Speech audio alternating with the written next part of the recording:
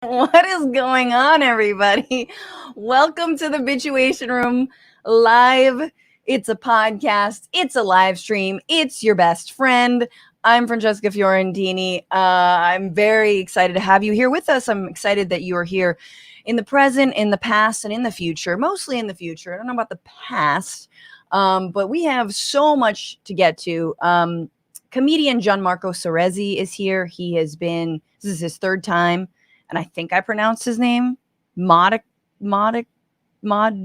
correctly, but I can't pronounce whatever I wanted to say that begins with mod. Anyway, I'm distracted because right now the House is taking a roll call vote on whether or not to oust Speaker Kevin McCarthy from that seat in the ultimate let them fight moment where Republicans are just going at one another in just so funny and stupid. Again, it's like how I enjoy Trump not in office. Do you know what I mean? Like not running. But I want to get into that in a little bit. So we'll keep you posted. And if you're here in the future, then you probably know how this all goes down. And I'm sure we're still suffering the consequences, whatever happens. If you are here live, hey, like that stream, share that stream, let people know that you are doing some amazing daytime viewing right now. Which is not the roll call house vote, but it's the Bitchuation Room. And make sure that also, if you want, why don't you become a member of this show on YouTube or Twitch? This is how you support the show, and it's also how you get bonus content.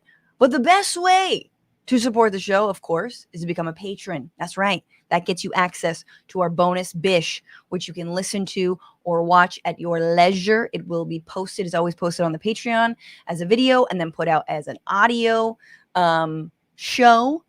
We get into all the things we couldn't cover on Tuesday and all the things that happened between Tuesday and Friday, and on sort of, some serious stuff, some sad stuff, a lot of like Latin American policy shit.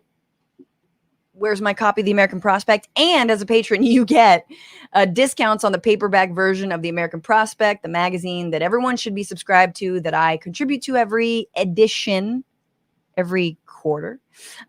So make sure to get that. There's also discounts on merch. There's a bunch of stuff, guys. There's things coming up that I can't speak of. There's also going to be holiday merch. I'm gonna make the Franny packs happen because I've been dragging my heels.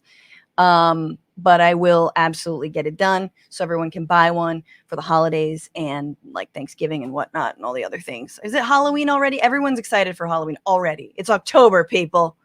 That being said, since it is October, I'm sure everyone's also celebrating the commencement of student loan repayment. That's right. Everybody now it's game on for paying back the federal government for loaning a bunch of money to a 17-year-old. So we're going to get into all that with the Debt Collective's organizer, Braxton Brewington, who's also been on this show, but coming back at us on the other side of the SCOTUS ruling that struck down the Biden debt forgiveness plan, but on the other side of also Biden trying to fight back with the SAVE plan. Did anyone in the chat, did anyone listening or watching get any of their loans forgiven? I'm curious. So we'll get into all that. And then finally, a final segment about dress code, y'all. Back in my day, you couldn't wear like short skirts to school. And also you couldn't wear jellies to private school that I was in for about a year before my mom yanked me out of it because everyone was like rich snobs and I was not getting along with anybody. But you had to wear your like uncomfortable black and white fucking patent leather shoes. And I was like, I'm wearing jellies. Thank you. Yes, I'm going to fall down and scrape my knee, but they're cute. I'd like bring them in my backpack, my like little kindergarten backpack, and then take them out and change shoes. How fucking like the things I do for fashion. No, we're talking about the dress code on the Senate floor. And turns out our politicians can get something done. And that is making sure that Senator Fetterman wears a suit. Why not? But I want to know, what do you think the dress code should be in the Senate? What should they have to wear? We'll get into that at the very end of this show. Final announcement. if you didn't already hear it, October 17th, Punchline San Francisco, me and Matt Lieb co-headlining. It'll be a great night. So come out for Antifa, come out Dragon Squad. And if you're not in SF or the Bay Area, that's okay. There will be other shows.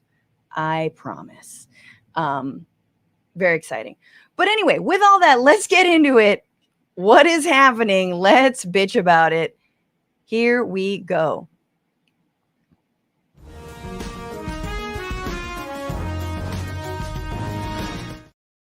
Okay, so I'm bitching about the amount of BS that's going down in our nation's capital, as Forrest Gump would say. Just like the amount of circle jerk minutia BS that is going down right now. Between the government shutdown and now this motion to vacate the speakership, it is enough to, just make you swear off politicians altogether, but specifically Republicans. Like, you've got to really hate your life and or women to vote Republican at this late date, understanding that Republicans, all they want to do is grandstand to sell you like a podcast, which honestly, that's my job. That's comedian / podcaster's job, not Congress people's jobs.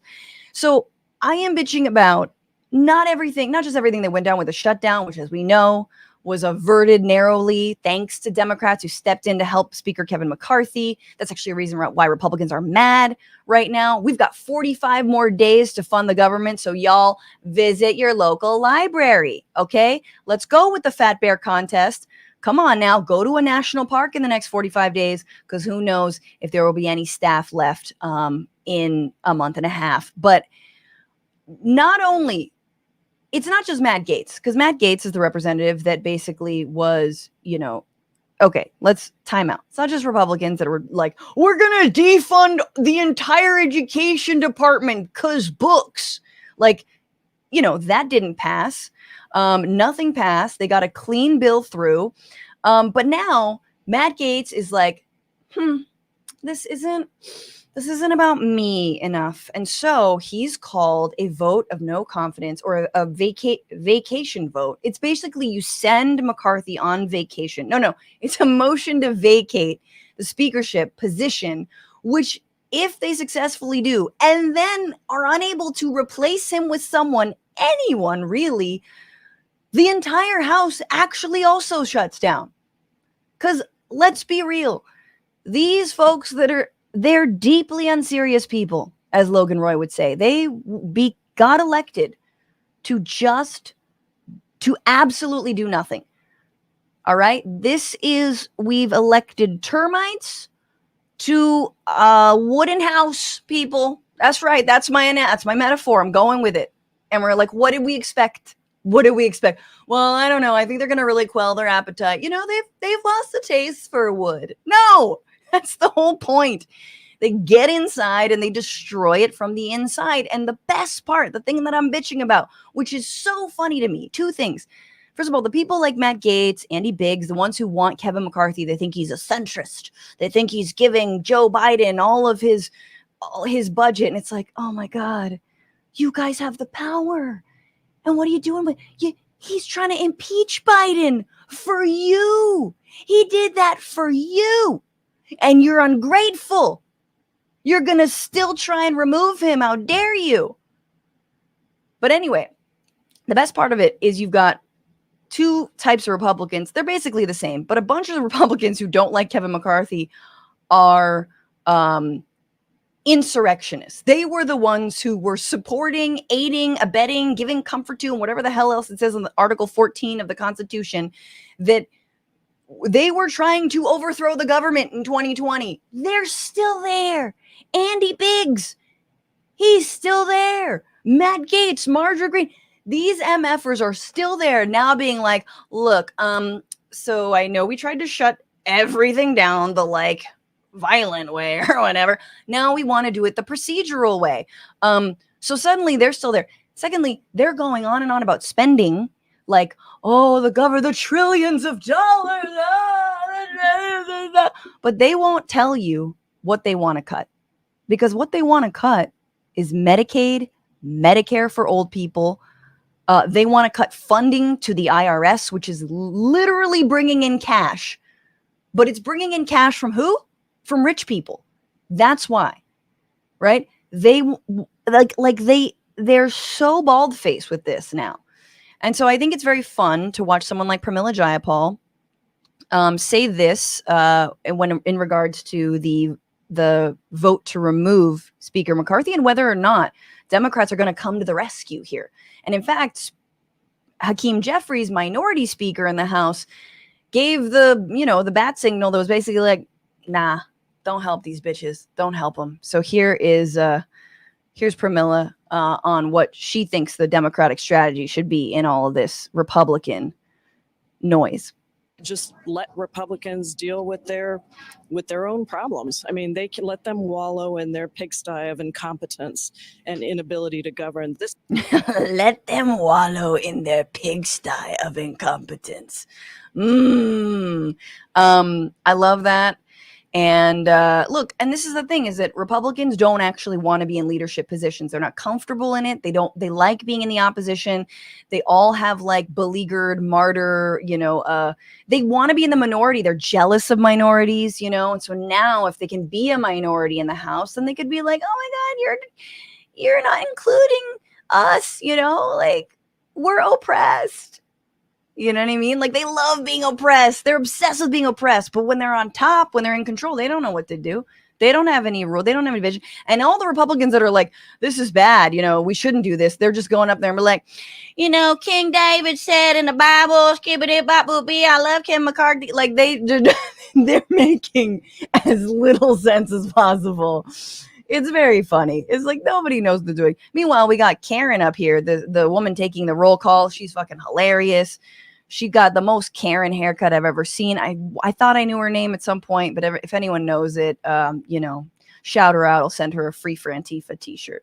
But that's what I'm bitching about. These motherfuckers are so unserious. They're so ridiculous. Matt Gaetz is doing this because he's got an ethics investigation, not only into sexual assault, potential trafficking, drug use, sharing inappropriate images or videos on the House floor, misusing state ID records, and one more thing that I just wrote down is converting, which clearly there was more to that, but it sounds bad. He was basically trying to convert people to his, Matt Gaetzian religion, obviously.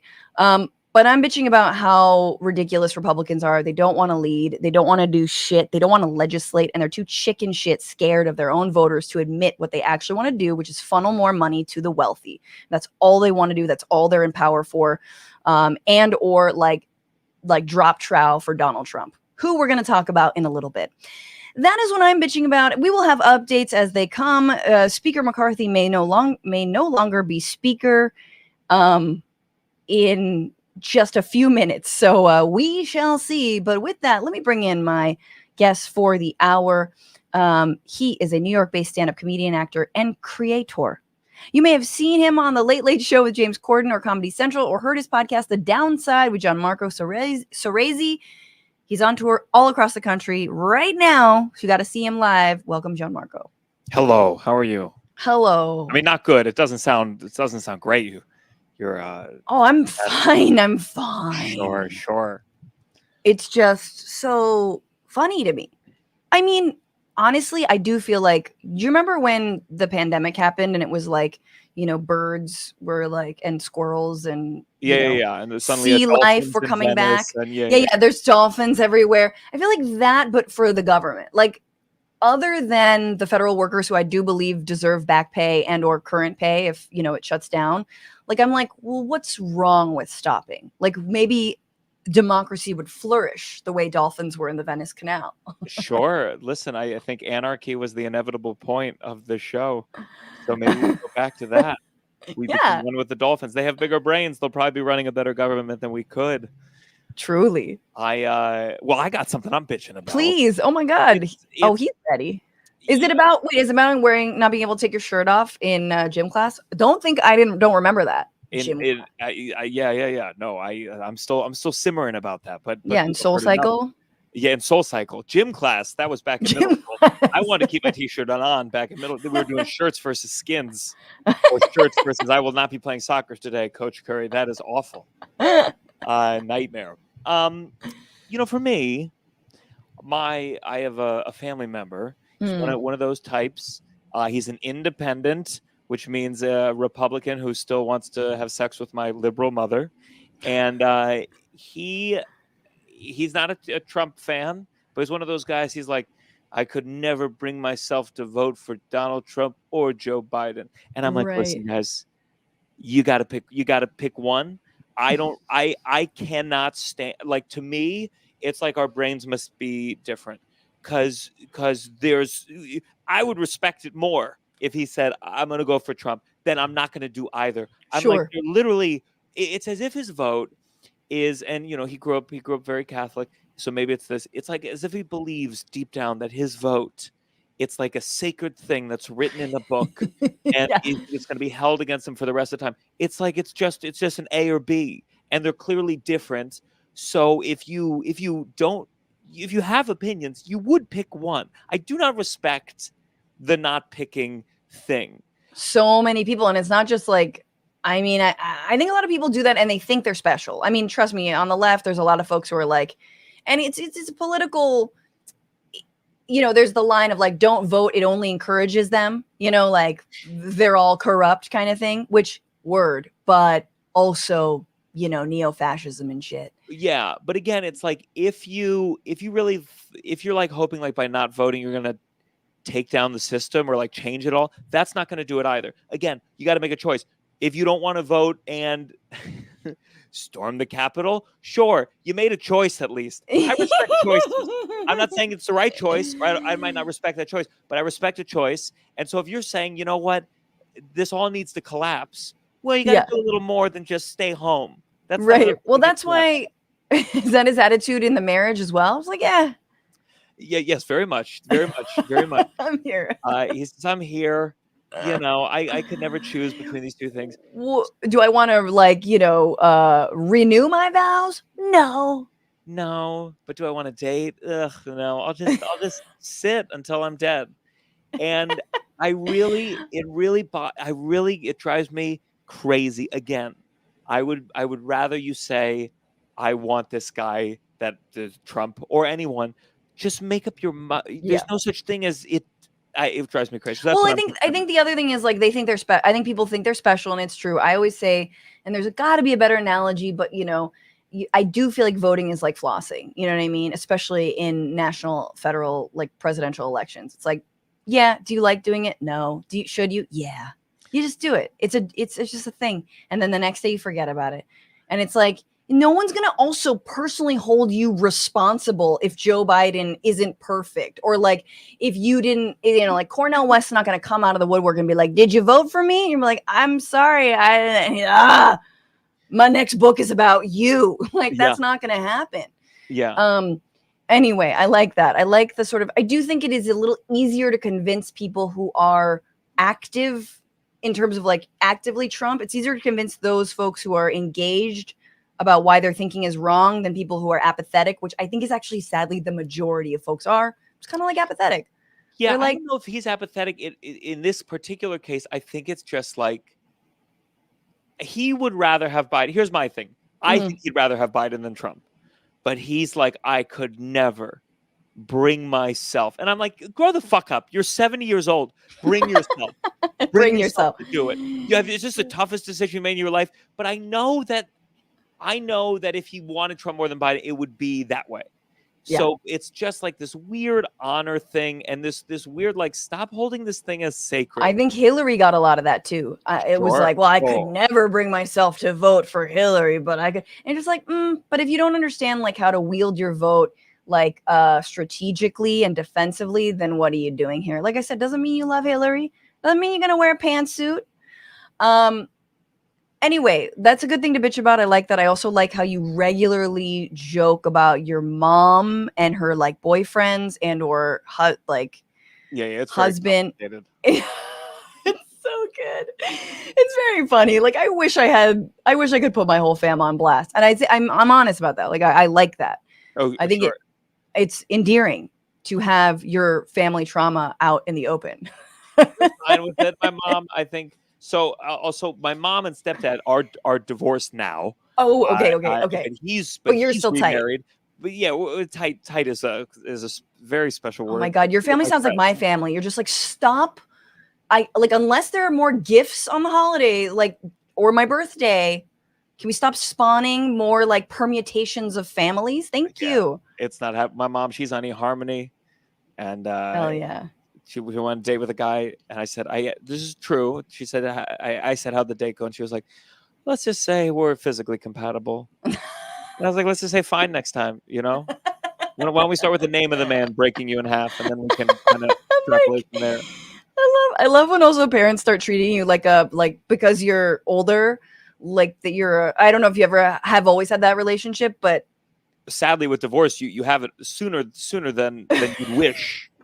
Sooner than you'd wish. My mom, she tells me, she's like, oh, my last boyfriend, he couldn't get it up. And I saw him. I was like, his whole body, he's quite old at this point. And so it's always been that way. That's the thing with divorce. I think you know about your parents' sex life in some capacity at far too early an age. Well, unless they divorced real young, like mine, which was like, yes, perfect. I don't even remember all the messy shit. Sure. Let's go, stepdad. How old were you when your parents got divorced? Well, my dad left before I was born because he's classy, but so it wasn't your fault. You know, that's so nice. It's definitely not. I mean, it could have been. Sure, theoretically. There's a lot of deep family trauma in this show. I've got to take a sip of water. No, but it's all water on the bridge. I'm in therapy. No, let's do this, guys. Let's talk before we find out how this vote goes down. Let's talk about Mr. Donald Trump. The man to whom all of these little bitches are beholden. Let's get into the week where.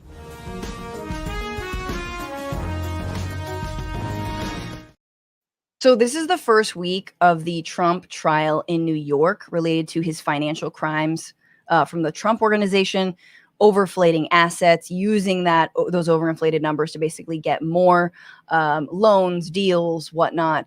The suit, obviously, this is the Attorney General Letitia James suit, which has brought on incredible onslaughts of, racist tirades, coded like New York is infested, blah, blah, blah, blah. It's terrible. Everything's bad. Businesses are leaving New York. Yeah, word. Businesses are leaving the financial epicenter of the country. Of course they are. It's fun. It's a fun trial because number one, televised, we can see it. And number two, arguably Trump is the most pissed about this because he cares far more about money than he does about destroying democracy. Because no one ever got laid by understanding Robert's rules, So apparently, again, this is the best part about this trial is that it's not going to be a jury trial, even though they had the option. His lawyers forgot to ask for the jury trial. So it's kind of like, ooh, do-over, but no, there's no do-over. It'll be decided by this judge, Arthur Engoron. I'll show you a little bit more about him. But Arthur Art, I like to call him, he's already said that basically he's already reduced the price value of Trump properties, by millions and millions of dollars. He said that Trump will have to pay a significant penalty. The trial is basically about how much, and if Trump and his sons and daughter, I guess, will be barred from running business in New York ever again. So Letitia James has asked for $250 million be paid, which honestly I think is getting off pretty damn easy. But this was Trump today coming out, speaking about whether he'll testify. And then if you can follow this, Gianmarco, admitting the guilt, which he does all the time, but then also saying, but there's no problem because it wasn't actually my fault. Yes, I will. At the appropriate time, I will be. I think it's going very well.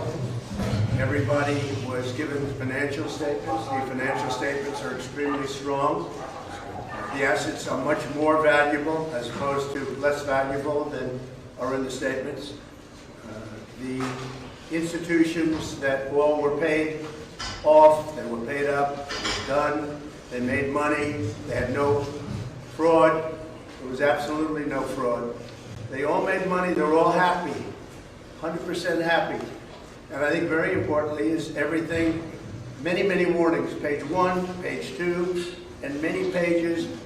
It says, please, you must understand that you have to do your own due diligence, and you have to, above all, do your own research and analysis. Do not rely on anything. Do not rely on the financial statement. Also, the financial statements are very strong in terms of cash, liquidity, and everything else. This case is a scam. There can't be fraud when you've told institutions to do their own work. Okay, did you catch that? So he's like, the financial statements basically were strong. There was plenty of cash, plenty of liquidity, but also the different institutions with which we engage in different entities should have done their own due diligence. It's not my fault if you just assumed what I was reporting on these disclosures was accurate. It's not my fault that you didn't look into how much I was actually worth. It's your fault for not doing the due diligence. It is so mind-blowing that he's basically like, yeah, but it's not on me. Yeah, it can't be easy. This is kind of like if for decades, I went around and said, "Hey guys, I have an 8-inch dick," and then one day, all of a sudden, I'm in court, and they go, "All right, we gotta, take some measurements here," and I'm like, "Well, other people should have been, checking this out." I mean, he's been lying about this for a long time, right? And he's about to be publicly shown that it's a lot smaller than it is. And, he will obviously show it. I mean, that's the other thing he's been trying to defend is the size of his dick. He's like, sure, he has. I think you got to give it up. He truly is the greatest filibusterer of all time. At one point, he says, "You got to look at the pages. Page 1, page 2, many pages." His ability to, because like normal people, I'd go and you go like, "Ooh, there's a little weakness in there." He's able to just say a new thing, and many pages, and so he comes off as like for like a dumber person to like, wow, he has all the facts here. He has fact 1, fact 2, many facts. Yeah, I mean, this is hugely consequential because, like Trump University, which was like shut down effectively over scandal and scam and fraud, the Trump organization won't be able to function anymore, right? So and certainly not New York. Now, look, I think he could potentially. He's got to get the right money manager. I'm sure he could find somebody, move some assets, whatever exists around. You still can do business in Florida. Ron DeSantis will let you because he's not going to be president, nor are you, if your goddamn stepdad votes. But this is the one that hits closest to home and is pretty consequential. I do want to show, because I believe this was Fox News in the actual courtroom. Donald Trump is sitting there. Letitia James is behind him. And then they pan over. It's very, who is that? Whoever was doing camera work, amazing job here. Very sort of run and gun, like mockumentary style. And they pan over to Judge Engeron, who's hilarious, mugs the camera, smiles, takes off his glasses. This is Michael Rappaport watching it on Fox. It's much better than watching the actual Fox coverage because Michael Rappaport's hilarious. Take a look. Woo!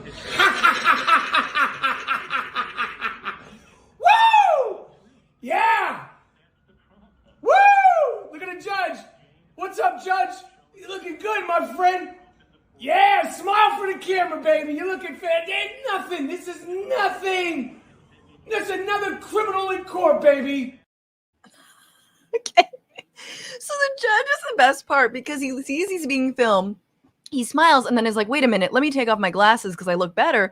And then gives the most science teacher on picture day, adorable little smile.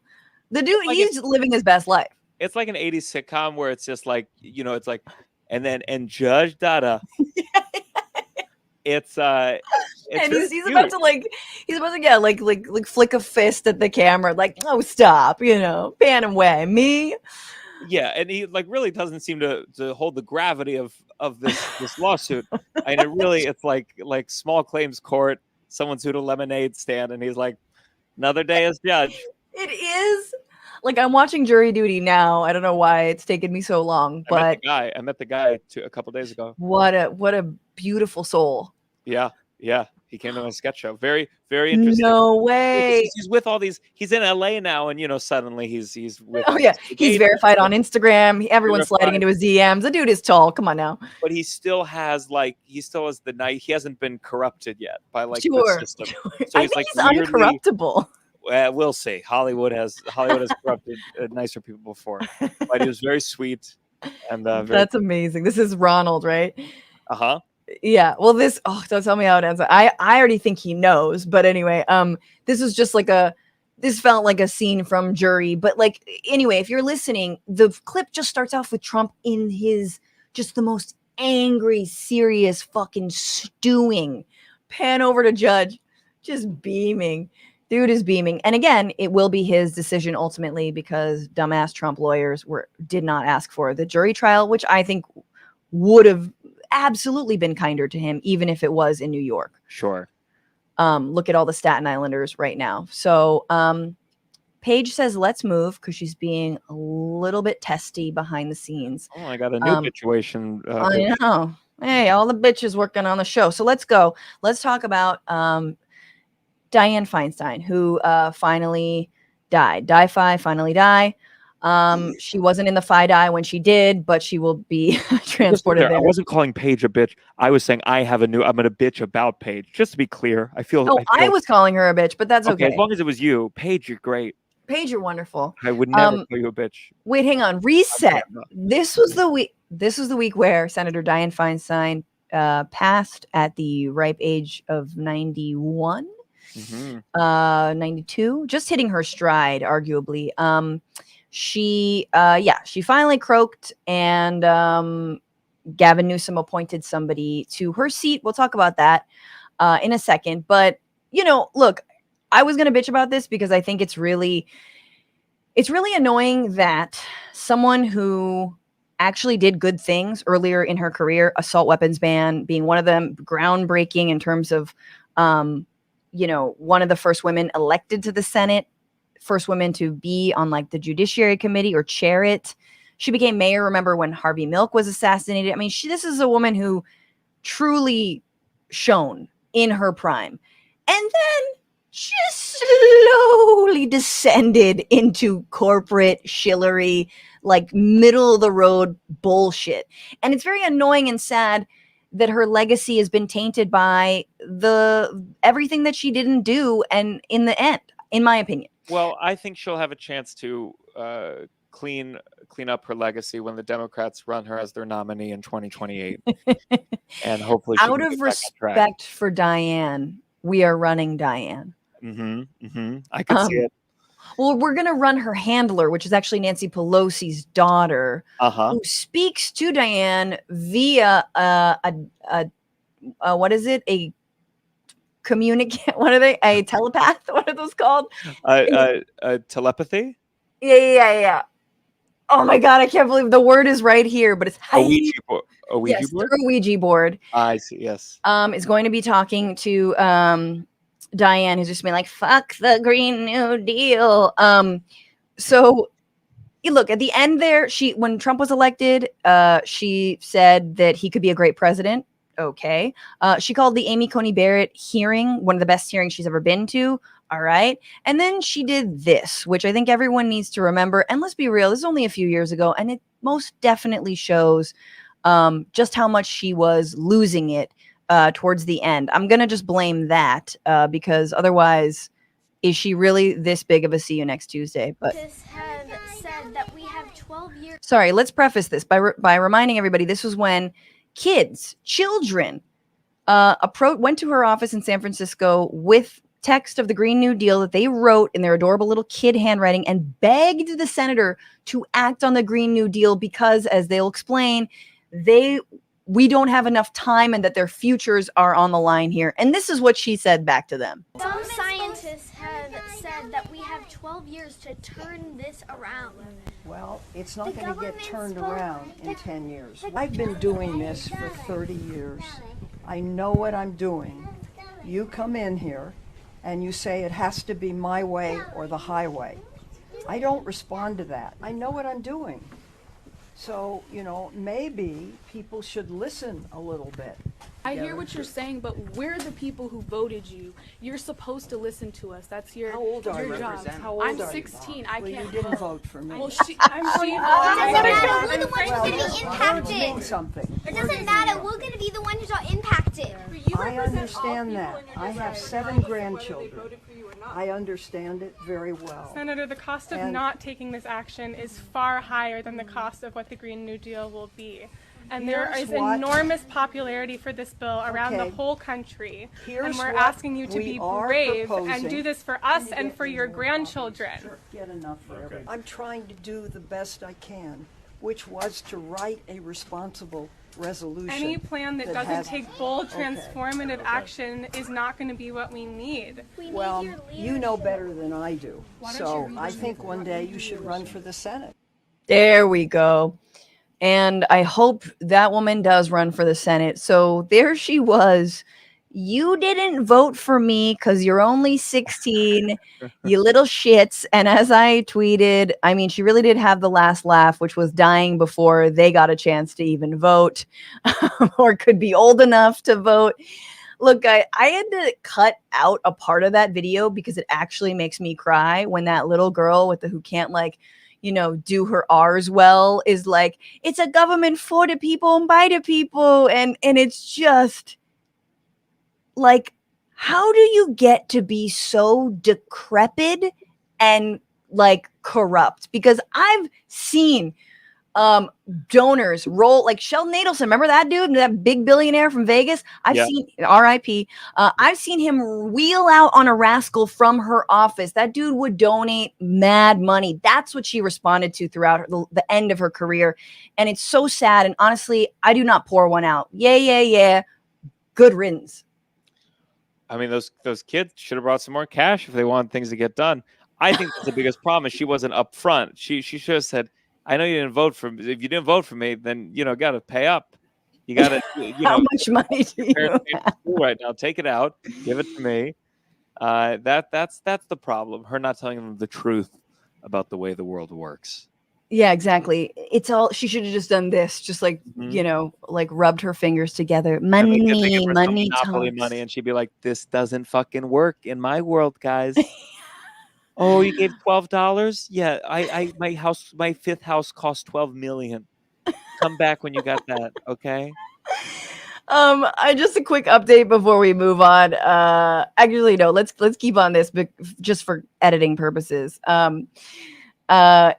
So she has been like obviously momentarily there's been an interim senator appointed, and it's important to know who she is. This is LaFonza Butler is her name, and she's the president of Emily's List, an organization that works to help get elect Democratic women who support abortion rights. Caveat. She was for many years the head of the SEIU Local 2015, a union representing California long-term caregivers, before becoming a partner in what was then known as the SCRB Strategies, Newsom's political consulting firm, and later worked in public policy for Airbnb. Okay, that's all fine and good. She's also the lesbian. She's Black. She's the first Black lesbian to be in the Senate, of course, interim. I have problems with Emily's List generally. They're much more centrist. They do not necessarily support progressive women and women who are very like vehemently talking about abortion rights. They're centrist effectively. That's not what's like really eyebrow raising about Butler. It's that at Uber, she basically represented them as they tried to broker a deal that would avoid classifying their drivers as employees. Several unions have already endorsed other candidates in the Senate race, obviously not her. This is Josh Idelson writing, LaFonza Butler, the former president of one of SEIU's largest locals and current advisor to Kamala Harris, that's another person who she works with, has been advising and representing Uber in its dealings with organized labor. This is back in 2019, as the company seeks to deal to avert drivers being classified as employees. So she basically used her leverage as former, I mean, this is honestly like not all unions and not all union leadership, but she used her experience as a union leader to effectively get a corporate job and be like, oh, here's how you undermine unions. I know, I worked in one. Let me help Uber not classify any of your employees, your drivers as employees. and we, tight. So she's not going to last. This is only a year. Obviously Barbara Lee, Katie Porter, and Adam Schiff with all the money. Speaking of people who are accepting lots of money, they're all running to be senator, of course, from California. So TBD. I think she should only be allowed to travel by Uber while she's there, and every Uber driver should know who they're driving, and they talk to her the whole ride. She's got to sit in the front. She's got to sit in the front. Yes. And they talk to her the whole ride. So what do you do? What is interim, or what? You like? What does that mean? Do you have like the same power? Oh, but your vote like doesn't really matter, does it? She's like, motherfucker. Yeah. So, I was gonna bitch about Gavin Newsom because I'm sure Gianmarco, you heard that. I mean, Gavin Newsom's basically, he's a typical centrist. He is far and away, I think, a better candidate than, honestly, obviously Joe Biden in terms of a national level. But for California, he very poorly represents a state that went to Bernie. Sure. The dude just spent this last week vetoing a bunch of like progressive stuff. I'll talk about it next week. But one of those things was also vetoing a strike fund for any striking workers, like writers and actors. Oh, yeah. So, what do you expect? She's an advisor to his firm. She's an advisor to Kamala Harris. She gets the job for now. But anywho, that is any final parting thoughts on Senator Feinstein? Well, I mean, that's what I was going to say. The replacement is probably at least better than, I don't know if Feinstein, if Feinstein had to call an Uber, I mean, that wouldn't even work. I doubt. At least she knows how to call an Uber. I think the bar has become so low, just basic cognitive functions are now to be admired. And absolutely, if they can tell you what an Instagram is or a podcast, like that's like, all right, maybe we're back in the right direction. Yeah, if they are not like actually sputtering, if they're not like beach ball of deathing in the middle of their press conferences like Mitch McConnell. Yeah. That's fine. Paige came through with that word, a medium. Such a good word. Yes. Anyway, we hope that she can, from beyond the grave, direct this country into nothingness. But with that, I wanted to just mention that Kevin McCarthy's been removed as Speaker of the House. This is fun. Oh, God. This is so fucking stupid. Wait, this just happened? This just happened. Just Whoa. broke. They were voting on it, and he has been stripped of the gavel. And now they're all taking turns on seeing how far they can shove it up their ass. So funny. Wow, that is funny. We will see. Watch, he gets reinstated like in a second. But it's amazing, guys. We avert a shutdown, and then this happens. But at least the cafeteria workers on the Hill get paid. They still get paid. I'm sure McCarthy's glad he can go home and put on some shorts and a sweatshirt. Just yeah. Take off that tie. No. He still has to be in office. I'm sure he wants to, I don't know, leave. Yeah. He's such a weak noodle. And I'm so glad the Democrats decided not to help him or bail him out. Good for fucking them. I never celebrate Hakeem Jeffries, but I will today. And with that, guys, I mean, Gianmarco, let's bring in for the interview to talk about student debt relief. The press secretary for the Debt Collective, the nation's first debtors union, organizing to build power with debt as leverage. Braxton Brewington, what's going on? How are you? Hello, I'm doing good. Thanks for having me. Yeah, thank you so much for coming back. I think when we spoke last, Biden was in the process of floating sort of like a not full relief plan.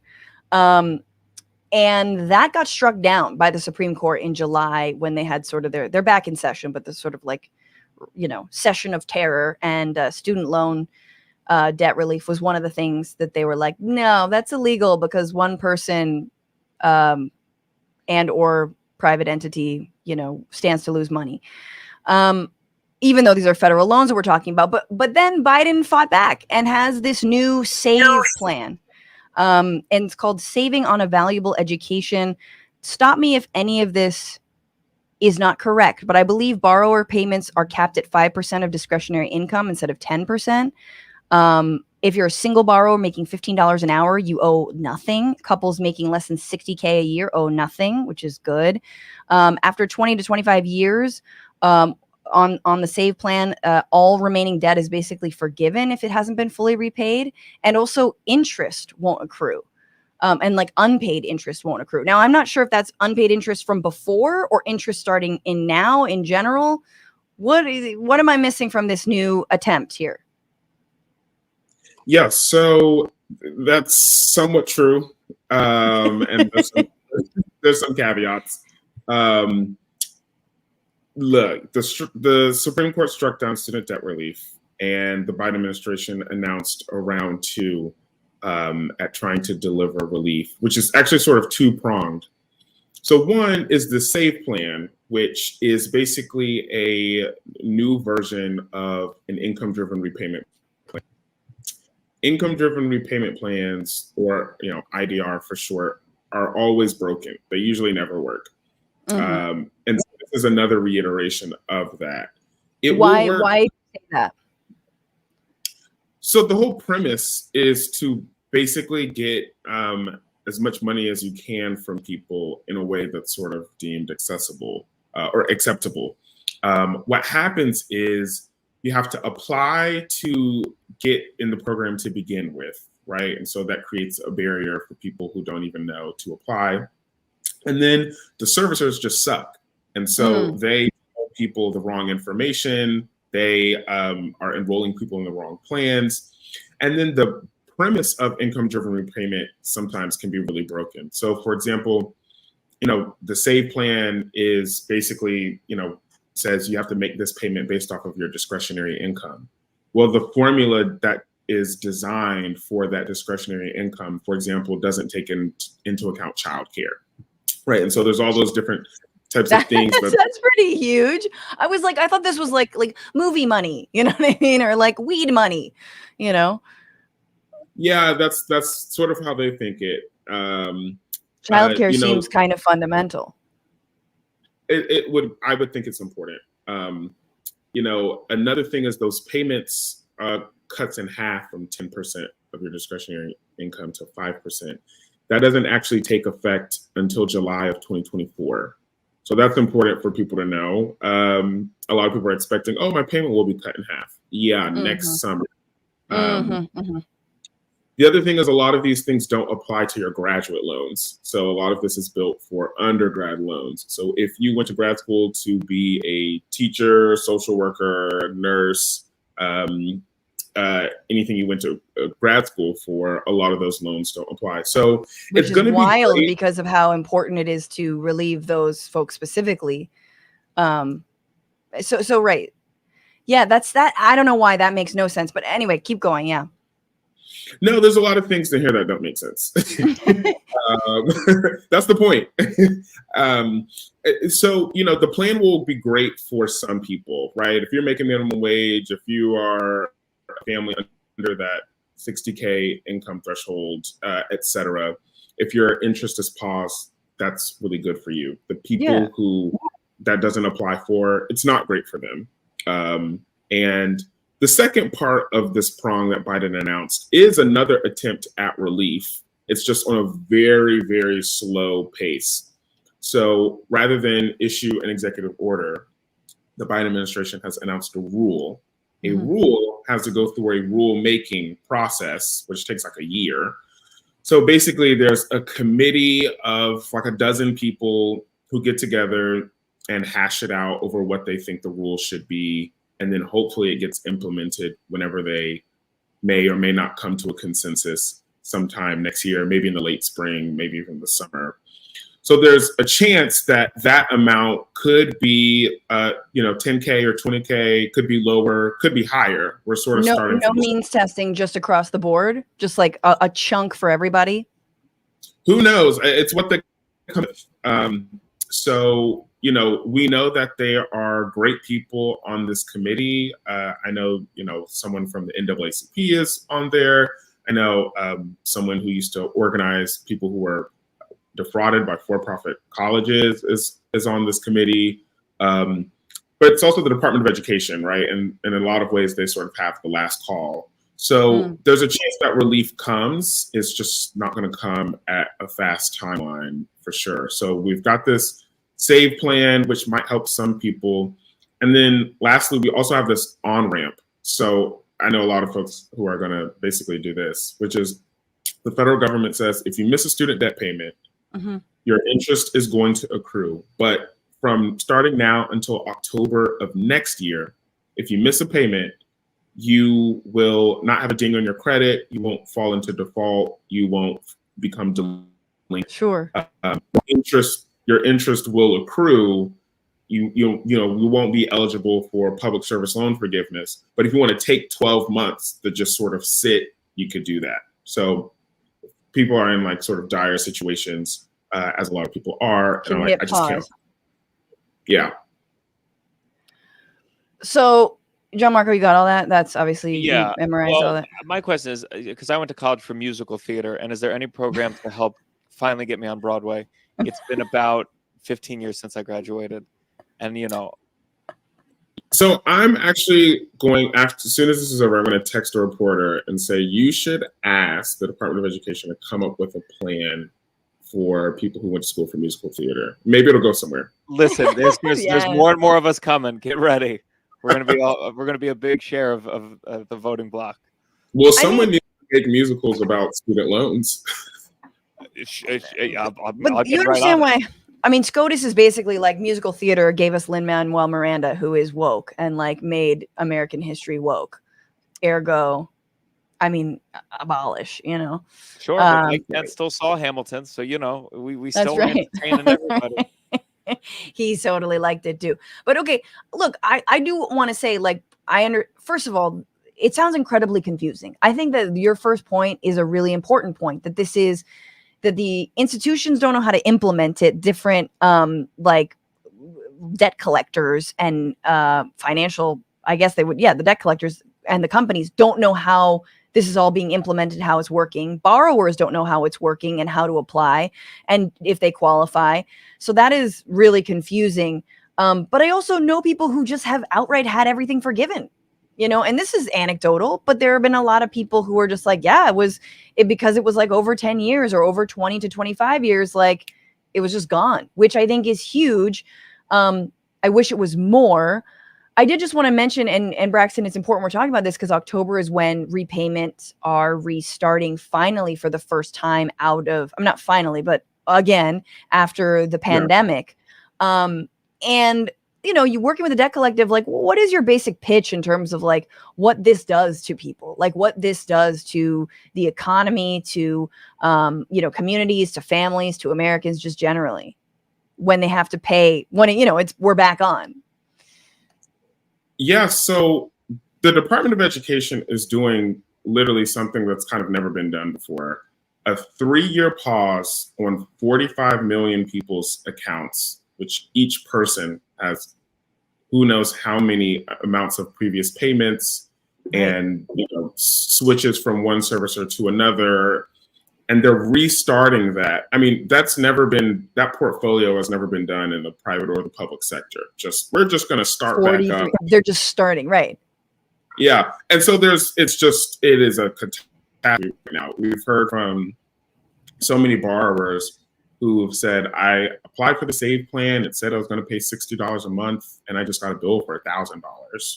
And a lot of this is because servicers are just broken. They lie, they miss paperwork, they mishandle paperwork. It's just an incredibly broken student loan system. How many different servicers are there in managing federal student debt? Oh man, at least half a dozen. The servicers are basically these middlemen. Basically the federal government doesn't actually collect our student loans. They pay these private companies, which have profit incentives, to collect on the student loans. Right. And they do a really bad job. And some of them have been sued. Some of them have quit. It's clearly not a fun job. Yeah. People can't get a hold of these services. People have been on hold for like 16 hours. They call the next day. And call in a week. It's just absurd. The reality is people are going to have to make really dire consequences. Do I pay my rent or do I pay my student loans? Do I pay childcare? Do I cut back on groceries? Can I afford my medication? Do I save for retirement? You know, one really common thing we've heard is people who say, now that payments are resuming and I'm not getting my student debt relief, I'm not going to be able to get the dental care that I've been trying to get for the past few years. So, you know, there's a lot of harmful consequences, not to mention just like the stripping of your dignity of just having no money left in the bank at the end of the month and redoing that over and over again. Yeah, I mean, it's also... Oh, sorry, I didn't mean... I just was just going to say, like, it's also just the infusion into the economy, in my opinion, when you don't have this, you know, weight hanging over people's necks, around people's necks, is like, it's massive. Folks aren't just sitting on their money. They are investing, they are spending, they are, you know, able to work towards a down payment, as if, you know, but like, bringing back some Clueless lines here, but you know, like it's not like it just like goes away. It's actually a massive infusion, and it does, and honestly kind of lift all boats because there's a 43 million boats to lift. Right. And so, but Debt Collective has rolled out a new tool actually online to help people. It's called the Student Debt Release Tool. It's both an advocacy tool and like tell me about it. What does it do? Yeah. So imagine you have student loans, which I'm sure someone can imagine. And you want them canceled. There's no one you can email or call to just ask for it to be canceled. Maybe you find yourself in a particular situation. We've heard from people who are like, a parent took out loans in my name. They had a gambling problem, right? I'm 90 years old. I can't pay these. There's no way to ask for student debt relief. You just have to sort of enroll in a program, talk to your servicer, see if something works out, which is why we've had this crisis. So the Debt Collective has created a student debt release tool, which basically allows for a borrower to put in some information about their loans, answer some questions, and it spits out this sort of legal memo on your behalf that gets directly sent to the Department of Education, invoking the Higher Education Act, which is the legal authority that the Biden administration can use to cancel student debt. And you request relief. And we announced that about a month ago. So far, over 20,000 people have, you know, filled out an application directly to the Department of Education. 25,000 people? Yeah. That's great. It's wonderful. So, you know, if you go to studentdebtreleasetool.org, you can see the application for yourself and fill it out. It's free. It takes maybe 10 minutes. So the sort of history here is important. Like, basically what happened is in 2015, a bunch of people were like defrauded by these predatory, for-profit, ridiculous colleges. And there was an authority on the books that said, if you were scammed, you're eligible to get relief. Well, there was no way to get that relief. Like, an application didn't exist. There was no one you could call. And so the Debt Collective created a form that basically said, if you were scammed, you know, fill this out, include your evidence. And we sent these to the Department of Education. The long story short is the Department of Education copied that form, put it on their website, and now anyone can apply. It's called borrower defense, and they've canceled billions of dollars with that form. You guys made that happen. I mean, that's incredible. Like, because it's like a victory by 1,000 cuts, or not cuts, 1,000 band-aids, which is not, I know, what ultimately Debt Collective is arguing for, but it's like, that was so pivotal. Like, if you were defrauded by one of these for-profit colleges, you know, you can have your debt canceled. And that was sort of folks putting at the front of the line, and not really means tested, if I'm understanding correctly. That's huge. So you guys are now just expanding that. Exactly. We're taking that very successful history, which tens of billions of dollars have been canceled from that, and saying, okay, well, we're just going to do this for everyone with a new legal authority that we know is legit. The Biden administration is using on their own to say, well, anyone should apply for relief. And there's a chance it works. I mean, the worst they can say is no. But the sort of history is our creation of that form expanded the possibility for the federal government, and we think this student debt release tool is going to do the same. I mean, we laugh because it's like they should really be the ones doing this, but also the IRS hasn't been fully funded for like decades. So, it's not that crazy. And we should also mention, and we should every time we talk about student debt, is that you can't file for bankruptcy like any other fucking person who has a business. And for the right in this country that's so obsessed with business, the rights of corporations and businesses as people, if you are yourself a business who went to college or got a degree, you should be able to fucking declare bankruptcy because of your student loans. Anyway, that's still. Well, we just canceled like $800 billion worth of PPP loans. So I know people. I know they get what debt relief is like. I know they get it. But those people were rich and stormed the Capitol. That was my favorite piece. Probably my favorite news story of the last like since Jan 6 or since the pandemic was realizing how many militias got PPP loans. Just brilliant. Like, well, we're not able to buy all of the hoods that we want. Our firing ranges, the little, they've been inoperable for a while. Gianmarco, any questions? I think we're not fixed it, but we're closer to it. Yeah, that's my worry, is about making a musical about this. It really doesn't have an ending. It's kind of like a 10-act piece, and it's a bummer. There's a lot of low points in the musical. A lot of parts where I don't know if anyone should be singing at all. Just like, that makes really good opportunity for some minor notes, maybe. Sure. Ooh, yeah. I just want to clarify: has Biden utilized the Higher Education Act yet, or did he initially try to do that, and that's what SCOTUS struck down? No, the first time he tried the HEROES Act, which is came in the wake of 9/11. It's an emergency authority. Right. The second at relief is with the Higher Education Act, which is the same authority that our tool uses, is the same one that the Biden administration uses. Got it. Right. And so, and obviously what they could do is just completely eliminate the debt altogether. They can do that again with a new authority. And we've been saying, just cancel the debt and actually zero people's accounts out. There's a good reason to believe, that if they were to just cancel the debt and people's accounts were to change, that even if there was a court challenge, that the Supreme Court or some other court can't actually order the debt to be reinstated. So it would sort of be like a too little, too late kind of situation. Right. The name of the game here is really speed. Like, do it fast and do it now, and to sort of invoke an unfortunate scenario just so like people can get it. Like when Donald Trump used executive order to stop Muslim countries from coming into the United States, which is incredibly unconstitutional and wrong.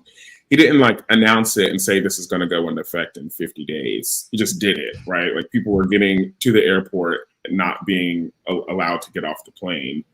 So that type of speed, I think some people are like, oh, he can't just do it that fast. It's like, yes, you can issue an executive order very quickly, order people to cancel the debt, do a court battle later, But then how would you pretend like you fought rather than giving the Supreme Court and the entire right-wing apparatus lots of time to develop their cases and throw up some random dude who's like, well, I paid my student debt lawsuit, I'm not saying they do it on purpose, but it is just sort of, it's the same thing with the, lowering prescription drugs for Medicare, right? It's like they're not doing it until 2024. And it's like all the fucking big pharma companies are suing the Biden administration. Let's hope it goes through, but I would not be surprised if they walk that back as well. Anyway, it It seems like the Biden administration is doing their own like 10-act musical. Honestly, For sure. That is exactly what this is. And Lynn is right there beside them. No, Braxton Brewington, thank you so much. Guys, studentdebtreleasetool.org. Yep. Thank you. I just squinted intensely so that Braxton could affirm that. Thank you so much for being here and explaining all this to us. And everybody, like, go to Debt Collective and you can read and learn a lot more. But take good care, Braxton. Go make that phone call to the journalist about, making sure there's a music. I mean, this is the thing, John. What's funny, Gianmarco, is that I believe it was Lauren Boebert who said something like, oh, you want your debt canceled because you went to study like lesbian dance theater or like some shit like this. Meanwhile, she's jerking somebody off in a rendition of Beetlejuice. So I feel like she's a total hypocrite on that. Like, she actually celebrates musical theater much more than she lets on. Listen, everyone loves musical theater if they're being honest with themselves. Everyone, yeah. You gotta go. Even though Hamilton was like I know it's not cool to like it, and I think Hamilton actually kind of sucked. Really? I do really like the musical. I mean, apparently he wasn't a good person. He was like a central. Who was good back then? Nobody was good. And they didn't talk about. They really didn't talk much about slavery, which would, being like making a musical about Hitler's painting career. Like, it is a little bit strange to neglect a gigantic element like that. Sure, it wasn't. I mean, to be fair, there is one line. And the whole cast member is mostly people of color, but I guess that doesn't acknowledge it, though. It's basically reparations. No.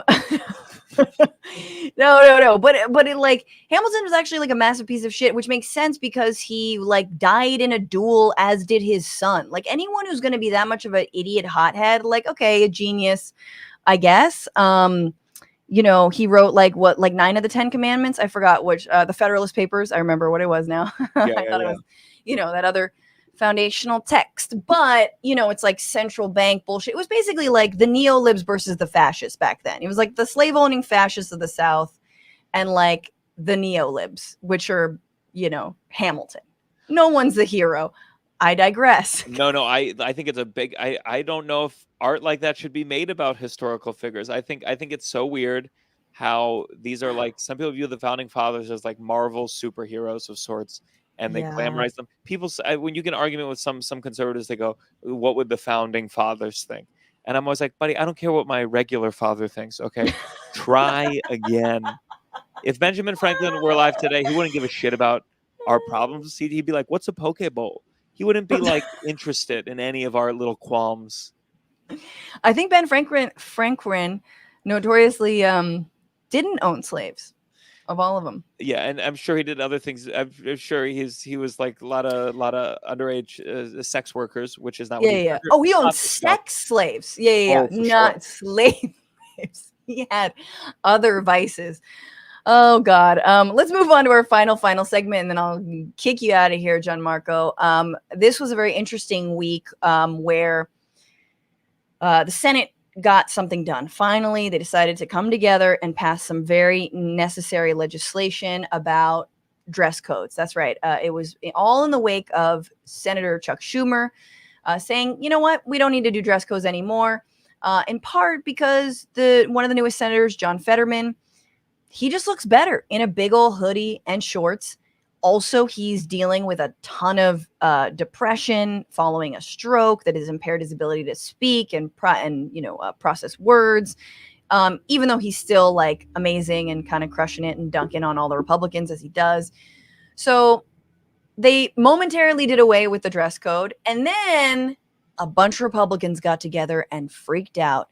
Yes, lawmakers voted unanimously last week to codify a business casual dress code for the Senate floor, just days after one of its leaders sought to do away with it altogether. 46 Republican senators sent a letter to Schumer demanding he reverse the change, writing, "The world watches us on that floor, and we must protect the sanctity of that place at all costs. Did I mention many of us did not validate the results of the 2020 election on these floors, and a QAnon shaman sweat all over the dais. But anyway, I digress. Then Joe Manchin, of course, and Utah Republican Mitt Romney introduced a resolution that would formally instate the enforceable dress code for the Senate floor. And of course, Gianmarco, it always has to have a cute little name. Which is that's so lame. The shorts show our respect to the Senate. And then they have the 2 letters in show count as the first 2 letters. You have failed the acronym. That is so lame. Every time I see that, I'm like, you didn't do it then. That's totally like, you know, they wrote that. They're like, okay, let's see what else we can come up with. And then they had to go back to shorts. What losers. Losers. God. I can't stand this shit. Well, but look, they're getting, you know, let's applaud when they do something. And Fetterman said, yeah, okay, fine, I'll wear a suit. And then he called on his colleagues to channel their energy into important issues like the impending government shutdown or corruption charges against Democratic Senator Bob Menendez. But what was he wearing? Yeah, and Bob Menendez, he's probably was like, I need a suit. I need all those pockets to put the gold bars in. I mean, you can't, you know, these shorts will fall with the gold bar. They're not tight enough in the waist. There's no drawstring tight enough when you're hiding all your cash that you got from the Egyptian government. Very difficult. I feel conflicted about it. I completely having nothing. I do understand that, but I think they all look like shit, number one. Number two, the dress code that they came up with only has codes for men, which I think goes to show that they're not planning to have too many more ladies come through their doors. And also no more women. They snuck that in. So I hate it. I hate it so much. But at the same time, like, I think it's good. Fetterman was like, fine, fuck it, whatever. But I do think it's insane. I do think it's insane. They all look ugly as shit. Their suits look like crap. Their ties look like crap. They should all be something more unique. I'd rather have like robes. Make them wear some big, stupid robes. Make it real culty. Yeah, but like they all have to do it because I think like a little Kathy robe or something. I think there should be room that if Fetterman, you know, decided putting on a dress made him happy, that he could wear a dress. I don't like the combination of suits because it's so gendered inherently, and that there's no code for women, I think is kind of bullshit. Kirsten Sinema, there was a no sleeveless rule that Kirsten Sinema has been flaunting for a long time. There's also a no mini backpack and no purple wig rule. And no tutus rule, but I'd rather a no Kirsten Sinema rule. That would be nice for me. Yeah, that would be very nice. I don't. How do you really feel about what it should be? Because Fetterman sometimes does look like shit, and yeah, I get he's depressed, but he was wearing that before too. I don't know if it's fair to tie it to that. I think that here's what I think. I think business casual. What are we talking about? I think a jacket is nice.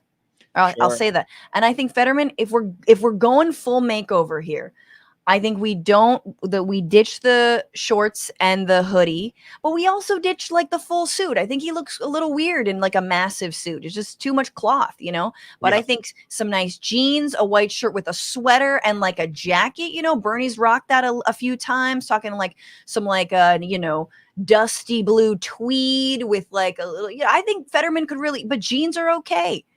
I'll let him wear some comfortable shoes. I don't think we have to wear dress shoes. This is my like honest answer, but my joke answer is I think there should be like in Drag Race and I've only seen a few seasons. I know I'm terrible, but I know there's a few challenges where they're like, you have to go to like a dump like full of like behind a costume shop of a bunch of like different pieces of like, you know, like just like different fabrics and different foam and different, you know, discarded things and bits and bobs, and you have to put together a look. That's what I think the senators should do at the beginning of the week. Maybe not every day. Should be in their whatever, you know, state they represent. They have to go to a dump at that place. Yes. And really reflect yes. Their they have to go to the Goodwill. Yeah, and just put together a look, and it's got to be fly. And then RuPaul can, you know, approve or disapprove. But they have to like sort of scrounge together. It shows their resourcefulness, working with what they have, not being big spenders. This is all important. I also am just like, why not just do casual Fridays the way every other workplace does? Sure. They'd rather do insurrection Mondays. You know? 'Cause What day of the week was Jan 6 on? I think it was Wednesday. Was it a Wednesday? I'm almost positive There it was you a go. Wednesday. Insurrection Wednesdays. Taco Tuesdays, Insurrection Wednesdays. Gianmarco, thank you so much for being here. Thank you for having me. Where can people find you? You can find me everywhere at Gianmarco Soresi, and my podcast is called The Downside with Gianmarco Soresi. Is it depressing? Like in a fun way, you know. Oh, okay. We call our bitching "This has got to stop." So you know, we're all doing the same thing under a different name. You know what I mean? Have me on the show. Have I said that before? I'd love to have when you're in New York. When you're in New York, we do it. Oh, I gotta be live. Ah, shit. Okay, I'll come out there then. Let me know.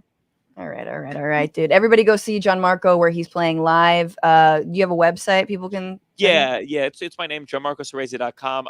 We're calling it the Leaning In Tour. I'll be in Chicago. I'll be in Philly. I'll be in all over the country. So Europe too. So go to gianmarcosoresi.com or just find me on Instagram. I thought you said you're up too, and I was like, oh, I'm up. I'm going up, but no, it's Europe. For me. Get ready. Yeah. Okay. Hell yeah. All right, Gianmarco. Thanks so much. Take care. Bye-bye. And thank you all for sticking around during this wild Tuesday. A few super chats and then we'll fuck off into the night. Sarah Layla says, "Bee about it." Oh, and I'm dressed like a bee. I am wearing my look. I think bees are fly. You know, like literally fly. Kill me. Camperman 5000 member for 6 months. Thank you so much for being a member. 6 month Frangirl. Here's to at least 6 months more. Keep on keeping on, Fran. Love the show. No notes. Hey, thanks. I love that. Chris Huggy on Twitch. Thanks so much. Is there anyone who wants to help me with a sub as soon as I figure out why it won't accept my cards anymore? Yeah. Anyone want to gift a sub?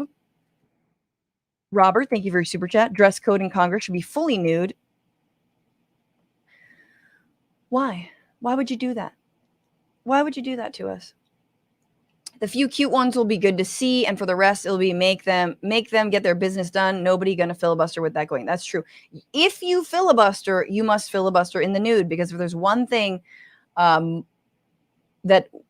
could have been improved when Ted Cruz read Green Eggs and Ham on the Senate floor, it would be him reading it naked. Like at that point, I wouldn't have even wanted Obamacare. I would have been like, you know what? We're done here. That's fine. Except for their diapers, right? They can wear diapers because they have to filibuster for that long. Gary Cooper, my wife and I paid off our student loan years ago, but we're in favor for giving all the current ones. College is free in most countries, and so should it be here. Isn't it funny the way most countries work, and yet things don't work the way they work there here? Can't do that voice. It's just Vegas on Twitch. I'm going to point out Francesca killed it with her makeup today. Did I? Oh, thank you. I was trying to do a million things at once. Soul Life, make them wear a uniform like a McDonald's polo. Yes, and little name tags. I'm Peachy. Wardrobe changes made you an actor, nay, a thespian. I don't know what that's in reference to, but I like it. Charlie Martini says politicians should just wear clown costumes for the fucking circus. Wick TV on voting. Voting isn't a Valentine's, a show of love. It's a chess move designed to get you closer to your goals. Indeed. And should we shake up the board sometime? Yeah, we should. We should absolutely do that. Paper Dragon, he will sit in Congress and collect a check with less stress. Wow, what a punishment. This is Kevin McCarthy. Yeah, this is like putting an officer, on desk duty when he kills somebody. Leo Don, so corporations are people, but individual people to deliver your food aren't people. I mean, yeah.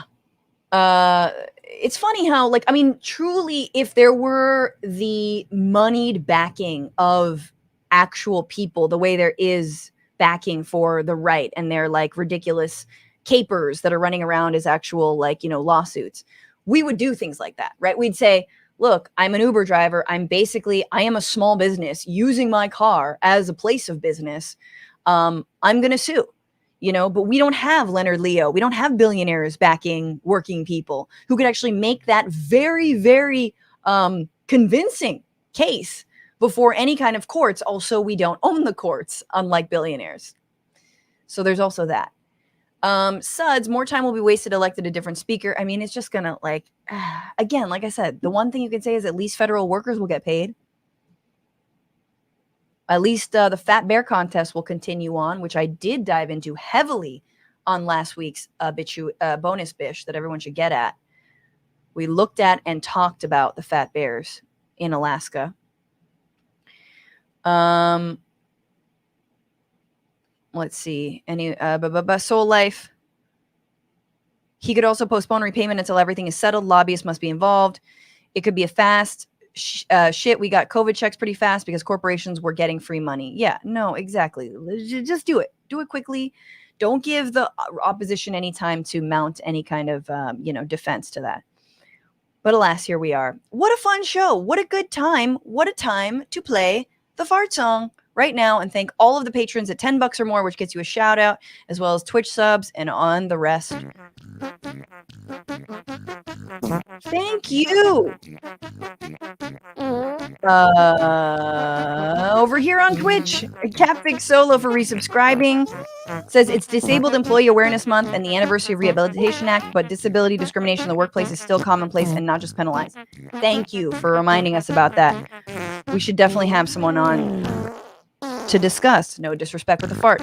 Fluffy Robot, thank you so much for resubscribing. Tier 1 for 2 months. Lord God is my witness, okay? Resubscribe. Just our resubscribe. Brooklyn or Birkin 505 PA subscribed again. Thank you so, so much. Let's go over and thank Todd J for becoming a patron, for getting this shout out. $10 or more. Appreciate you. You can also tip the show. TBR-Live on Venmo, TBR Live on Cash App. I want to thank a mod on Twitch, ZX227. Thank you, my friend, for helping out. If anyone else wants to be a mod on Twitch, holler at your girl. Thanks to Paige Oamek, our producer, to Maximillien, Inhoff, and Andy Vasoyan helping out. Remember, we stream Tuesdays and Fridays, 1 p.m. Pacific, 4 p.m. Eastern. Follow the show, Twitter, Bitchuation Pod, TikTok, and Instagram, Bitchuation Room. And remember to fight the power, to fuck the patriarchy, and poor little Kevin. Don't just bitch about it, but be about it. Bye-bye.